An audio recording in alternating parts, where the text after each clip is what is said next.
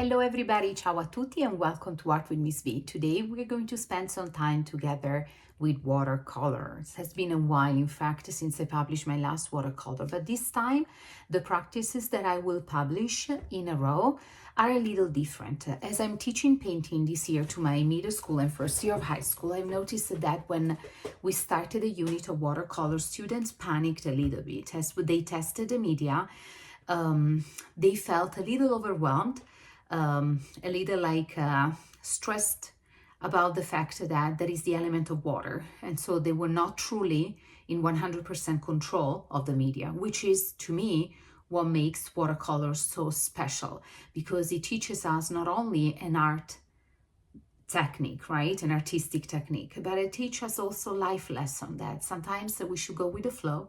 We should not control everything. We should embrace the unexpected, and we should embrace the mistakes, the imperfection, the surprises, whatever you want to call them, that will happen on the paper with the watercolor. So the result is that they are doing a good job and they are painting beautiful pieces. However, they tend to use a little less water than what I would like for them to experience, because they want to keep control. And in using less water, they can manage the watercolor better. Now, sometimes I personally use the watercolor the same. I have a very specific design and I want to fill specific spaces with watercolor, so I want to control that amount of water. But sometimes it's also beautiful to learn how to engage with this element of water and engage and see what the water does to the color and its saturations, right? And what happened when the color bleeds together into one another. And so I created a project I created a lesson, a unit for them that I will present into this channel as well. So we're going to proceed little by little, and we are going to go from pattern to abstract to realistic or more realistic with watercolors. So we prepare ourselves in order to paint something more challenging with the watercolor. So this practice is truly beneficial for everybody. If you're an expert or an intermediate with watercolor and you just want to review some color palette and you just want to revisit your skill, this is a fantastic opportunity to do so. If you're building your skills with watercolor, this is the perfect series of video that I will guide you through, because you can truly prepare yourself little by little, step by step, to create something more complicated. So you release yourself from the stress, because I'm giving you the right scaffolding that you are to follow, okay, to do so. So for this practice, you need watercolor paper, watercolor journal, whatever you have. If you want to do the practice and you have mixed media paper, you can, but the texture will be different and the absorption of water will happen in a different way. So the texture will be a little compromised. So watercolor paper, a couple of brushes, small, medium, and small. I use round tip brush, but once again, if you have a flat brush, try and you do you. You need to figure it out what is the best tool for you. A watercolors palette, every brand that you have available. I don't even remember mine. These are so very old. I think that I bought them online, a Bleak, but I'm not sure. But anyway, it's not the important things. So remember that the importance of these things is the process. So we're gonna start from the very beginning in simple pattern. In when we train our hands, we train the brush, we train the amount of water, we train the pressure on the paper, so you will feel then release from the stress, and you will be able to explore and expand your experience with watercolor in a positive way without feeling overwhelmed or scared about the fact that you don't have 100% control, because that is the beauty of it. So as I say, I will publish multiple, and I truly encourage you to do all the 3 or 4 videos that are, I don't know, still, I'm indecisive about how many will be, but I will highly suggest you to do them all from the beginning all the way. And if you want to explore more technical watercolors, I have plenty of videos when you have pencil drawing and watercolors, or just watercolor, that are here for you to support you in your journey. I'm going to switch the camera so we can start, and I hope you enjoy this practice. It's a stress-free. Ciao. Okay guys, this is my watercolor paper. You can direct the paper in any direction, but I prefer to put it in a portrait. My water, my brushes, in the water, and then I use masking tape. If you have masking tape, I suggest you to do the same so the paper will stay stable on your surface, the table, and it will not move around. It will be way better for you. But if you don't have it, just you can alter the paper and use the whole space without leaving a white frame. Okay, so we are going to use a very limited color palette. I'm gonna make mine, and this year, you know, in this moment of my life, I'm very inspired by dark blue grayish sky, brown orange leaves, golden color. So this is what I would use. But once again, you're gonna do you, and it will be fine. We're gonna create drops, bigger, medium drops. You're gonna fulfill that. We're gonna start from like any spot in the paper. And as you notice, I'm using a pretty wet brush, okay? So in this case, we do not want to control the water too much. Let me see if it's better. There you go, way better. Sorry, it's getting dark, it's the fall. And I'm going to keep working, try to make these drops, to paint the drops pretty close to each other. I will rinse the brush and I will switch the color and maybe go onto my brown or whatever without cleaning the brush that much. And sometimes even mixing them. Look, I just mix my gold with green. And now I'm started to move around these drops to create this palette of mine, and just embrace the color as they appear. Let's see, I'm going to probably add a little bit of green and play around with them. You can potentially do all the color, but when we do a study about like the way that the consistency of watercolor, the water, we are just testing our hands, right? We don't want to put too many colors, right? We want to actually focus on the pattern and the technique. A little bit more water. I start to direct these drops in a different direction just to fulfill the paper. Now I dip my brush just into the water, and because it's still spoiled and by the other color, it will give me some colors.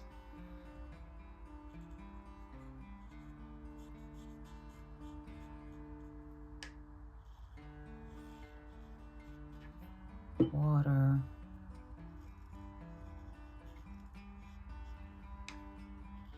And you shape the drops the way that you feel like to, as I say, fulfill the space that we have available. So we have these drops that started over here and then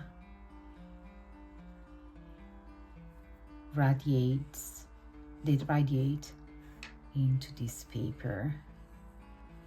And because there is truly nothing that I'm trying to achieve in terms of design, I'm just experience and experiment what happened when I just dip the brush into my water without retaking the watercolor, like the color on the palette. What happened instead when I take the color, I dip it into the water, and I have my more saturated color, right? Look at that, the saturation is the same color that I use, but every time it will show me a different saturation. I can dip the brush into the water, do not touch the other color. I can rinse it, mix it with this golden brownish, and look what happened. Now I have this beautiful greenish, bluish, you know, gray. It's fantastic. And this is just how you warm up your, you know, hands on the brush.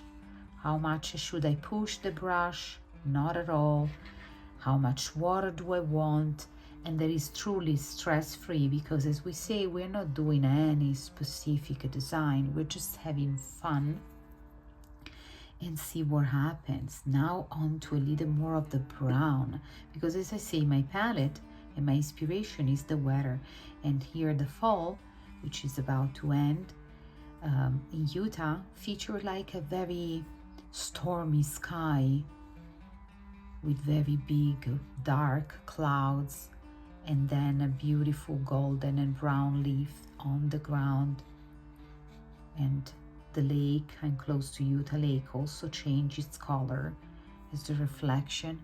And then I will go back, maybe I want to pick some green and mix it with some blue and see what happens. I will have a sort of deep turquoise, beautiful. And I keep filling my space with these big drops. And then sometimes I dip my brush into the water and I just don't pick the color again. And so I will have the same color with less saturation. And this is how I get familiar and I start to take my mental notes, right? Say if I have less water, the color is more saturated and thicker. If I have more water, the color instead is more like a transparent and less saturated. Now I'm switching to another, more like green, warmer.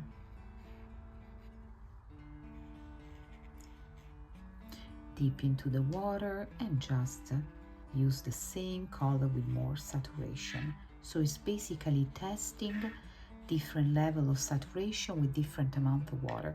And at the same time, we do this beautiful design.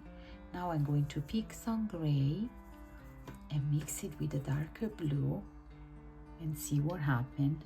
My brush is pretty wet at this point, and this intense blue is truly beautiful.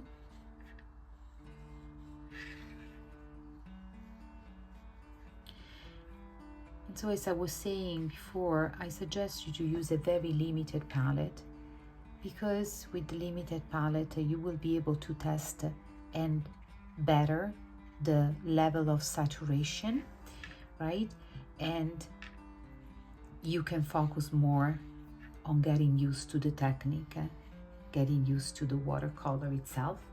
And now if we want to fulfill these white spaces, another very nice brush, type of brush that we can brush stroke that we can exercise is just tiny little strokes. And we can still use the same type of palette that we have been using so far.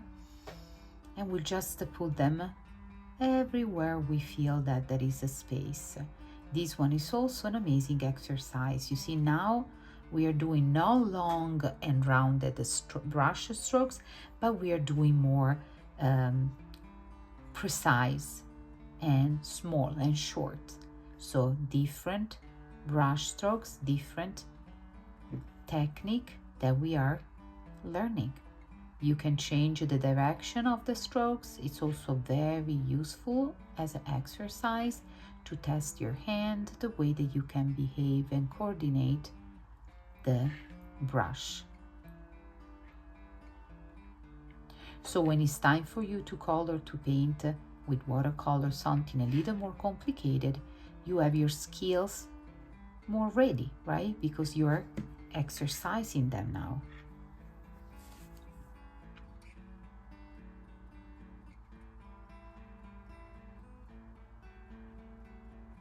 And by the way, when we do this type of pattern, at least for me, I end up to truly love the spontaneous pattern. I'm loving this. Yes, so much movement, and the color palette reflect the environment that I live in and my connection with it. And also probably the color that I truly need to see in this very moment.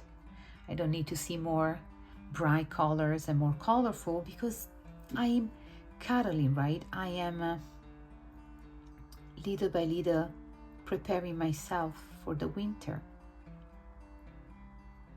And when the light outside it's less and the color palette is less bright and intense and colorful, it is a wonderful way and time for us as human to explore our inner self, find our own inner light, and see how do we do in this moment of introspection, when there is way less distraction from the outside, way less things that we can do because the days are so short, right? How do we do?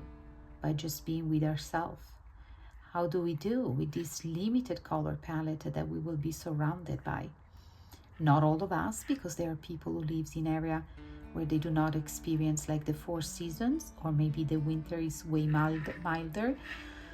But in area where you have the 4 season and you experience the winter, definitely it gives us a beautiful opportunity to deal with some of our struggle maybe and find our inner peace.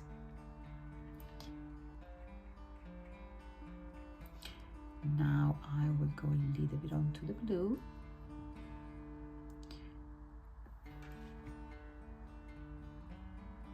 And also because now we are doing small strokes, we are also controlling the amount of water a little more, right?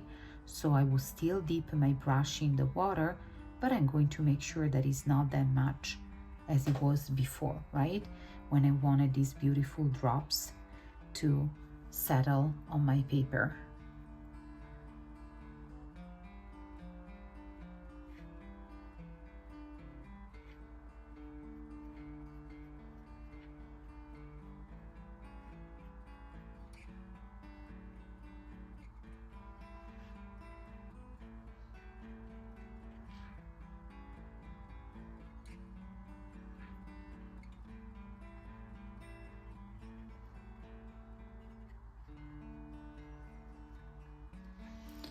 And it is all done, my friends. Take your time if you need to finish. This is our first abstract practice to get used to the watercolors, their relationship with the water and with the paper itself. So once you're done, you can carefully remove the masking tape if you put one.